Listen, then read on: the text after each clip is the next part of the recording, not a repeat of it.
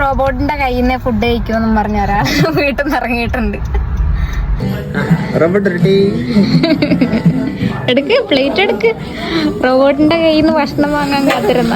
ഇന്ന് റോബോട്ട് വരും, നാളെയോ? നാളെ ഞാൻ തരണേ. റോബോട്ട് വന്നു. ആഹാ, എടുത്തോളൂ. അതാ ഫുഡ്. അപ്പൊ ഇതാണ് നമ്മുടെ ഫുഡ് കൊണ്ടുവരുന്ന റോബോട്ട്. നമുക്ക് ആദ്യം പ്ലേറ്റ് കൊണ്ടു തന്നു, ഇപ്പൊ ഇതാ ഫുഡ് കൊണ്ടു തരുന്നു.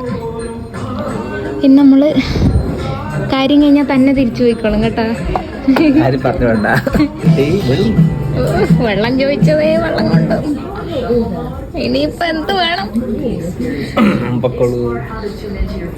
ഇനിയിപ്പം ഗ്ലാസ് ആരാ കൊണ്ടുവരാ? Okay, by.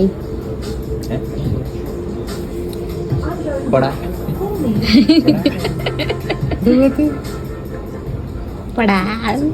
അപ്പടാ.